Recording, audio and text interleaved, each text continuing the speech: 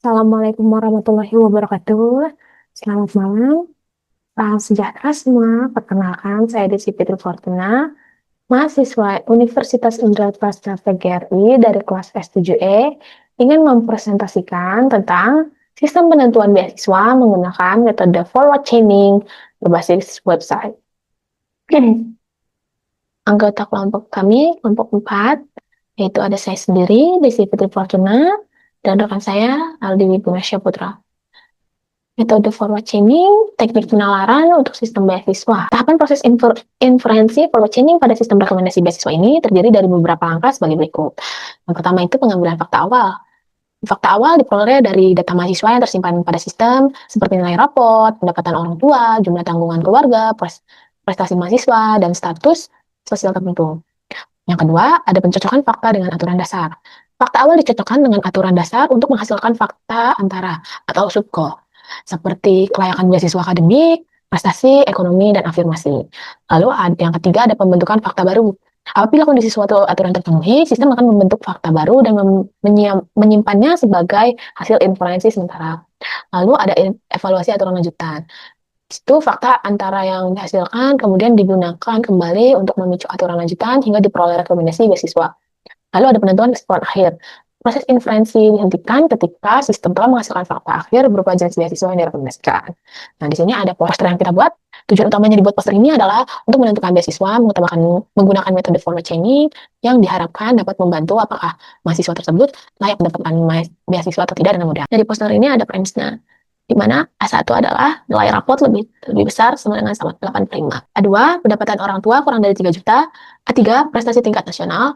4, pendapatan orang tua kurang dari 1,5 juta. A5, jumlah tanggungan lebih dari 3. A6, yang tinggi A2, ya. A7, nilai rapotnya lebih dari 80. A8 default. Lalu ada subgoalnya, yaitu P1 beasiswa akademik, P2 beasiswa prestasi, P3 beasiswa miskin, P4 beasiswa afirmasi, P5 beasiswa KIP kuliah, P6 beasiswa unggulan, P7 beasiswa prestasi dan unggulan, dan P8 tidak memenuhi syarat. Lalu di sini ada diagram tree-nya. Diagram tree-nya seperti ini. Kita baca dari rules knowledge base-nya. Yang dimana ada L1. L1 itu jika A1 dan A2, maka P3. Jika nilai rapotnya 85 dan pendapatan orang tuanya kurang dari 3 juta, maka dia mendapatkan beasiswa akademik. Lalu ada di R2. R2 itu jika A3, maka P2. Jika A3, maka P2. Jika prestasi tingkat nasional, maka dia dapat beasiswa prestasi. Kalau tingkat nasional ya. Lalu ada R3. Jika A4 dan A5, maka P3. Jika pendapatan orang tua kurang dari 1.500.000 dan jumlah tanggungannya lebih dari 3, maka si R3 itu mendapatkan beasiswa miskin. Lalu ada R4. R4 itu if A6, maka P4. Jika dia yatim, maka dia dapat beasiswa afirmasi. Lalu ada R5. R5 itu jika P3 dan A7, maka P5. Jika P3 dan A7, maka P5. Jika dia mendapat beasiswa miskin, tapi dia juga ada nilai rapotnya lebih dari 80, maka dia berhak mendapatkan beasiswa KIP kuliah. Lalu ada R6. R6 itu jika P1 dan A3, maka P6. Dia punya beasiswa akademik dan prestasinya tingkat nasional, maka dia mendapatkan beasiswa unggulan. Lalu ada R7. R7 itu jika P2 dan P6, maka P7. Jika dia ada kriteria beasiswa prestasi dan beasiswa unggulan, maka dia berhak mendapatkan beasiswa prestasi dan unggulan. Lalu ada di R8. Jika A8, maka P8. Jika dia default, maka dia tidak memenuhi syarat. Lalu di sini ada flowchart admin.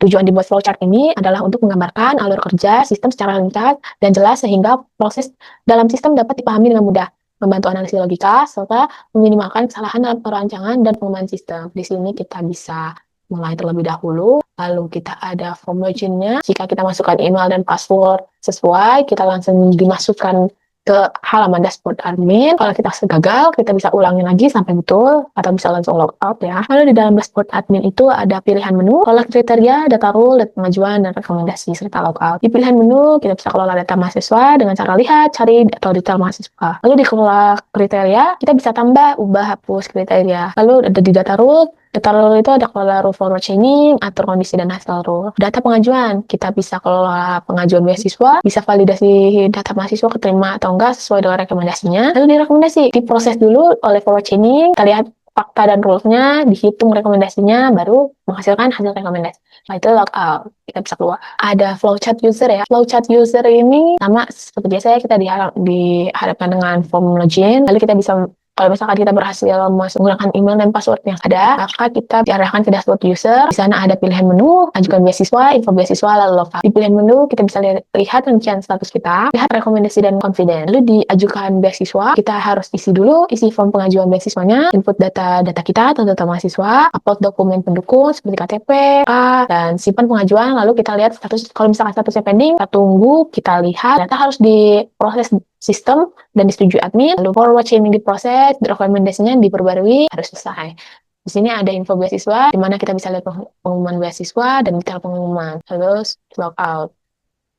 Oke, kita coba demoin aplikasinya ya. Sini kita ditampilkan dengan awal loginnya ya. Awal login kita harus masukin email dan password. Kita belum punya data akunnya, kita bikin dulu nih daftar. Misalkan kita mainnya ya, kita daftar. Oke nih, sudah berhasil nih. Kalau sudah berhasil, kita tinggal login. Kita masukkan yang tadi kita bikin ya. Oke, ini statusnya belum ada karena kita belum daftar ya. Cara daftarnya gimana? Nah, kita belum ada pengajuan, kita tinggal klik di menu ajukan beasiswa, masukkan data diri kita. Oke, nilai rapotnya si Wonu ini pinter dia. Pendapatan orang tuanya agak besar ya. Tanggungannya dia ada 4 bersaudara. Dia tuh tingkat provinsi aja, tinggal kita kirim. Masih di pending ya statusnya karena belum di approve oleh admin. Rekomendasinya dia tidak memenuhi syarat nih. Kenapa ya? Karena dia lewat admin ya.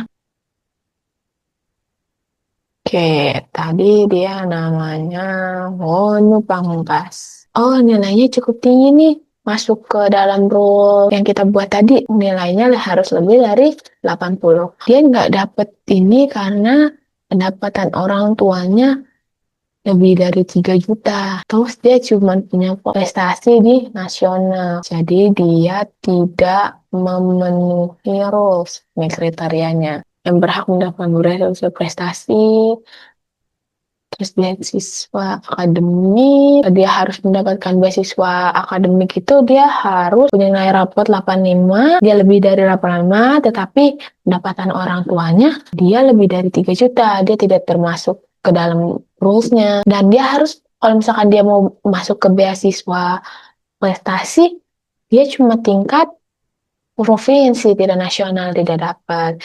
Kalau misalkan dia beasiswa miskin, nggak masuk akal ya, 9 juta di sini peraturannya 1.500.000. Dia tidak yatim, jadi tidak bisa, dia mempunyai, tidak berhak mendapatkan beasiswa miskin, tapi dia nilainya lebih dari sini, dia juga tidak berhak. Jadi dia karena pendapatan orang tuanya ya, tidak. Jadi karena dia pendapatan orang tuanya terlalu tinggi dan prestasinya hanya di provinsi, tapi nilai rapotnya ini, jadi kita belum bisa menerimanya. Kita bisa tolak. Kita bisa lihat siapa di sini yang diterima nih. Si Maya Salsabila. Si Maya diterima karena tingkat ini tinggi sekali nih. Confidence-nya, persentasenya. Kenapa ya? Kita lihat ya. Wah, ternyata dia banyak masuk rule-nya nih. Hampir semua. Pertama, nilai rapot dia lebih dari 80. Pendapatannya kurang lebih atau sama dengan 3 juta. Dan dia punya tingkat prestasi nasional. Jadi dia masuk ke kriteria beasiswa unggulan karena masuk ke 3 syarat tadi ya. Kita lihat nih, Ahmad Fauzi,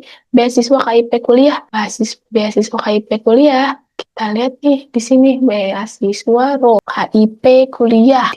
Dia berhak mendapatkan beasiswa miskin. Lalu nilai rapotnya lebih dari 80. Kita lihat lagi tadi. Kita lihat lagi nih tadi. Iya, dia Ahmad Fauzi, kita lihat lagi. Oh, di atas 80, 80,5 ya. Terus pendapatan orang tuanya di bawah 1.400.000, prestasi dia ada walaupun kabupaten. Jadi dia masuk ke KIP kuliah. Oke, kita cc. Oke, jadi seperti itu ya. Yang direkomendasikannya kita bisa lihat yang diterima. Depending karena kita harus cek dulu satu-satu ya. Nah, di sini ada nama-namanya nih. Wonu Pamungkas tidak memenuhi syarat. Angga tidak memenuhi syarat, ditolak. Muhammad Sehun tidak memenuhi syarat. Desi tidak memenuhi syarat. Rahel mendapatkan beasiswa prestasi. Maya mendapatkan beasiswa unggulan. Bagas Permadi mendapatkan beasiswa KIP kuliah, Putri Cahyaningrum mendapatkan beasiswa akademik, confidence-nya tinggi ya, Rangga tidak memenuhi syarat. Jadi itu aja sih.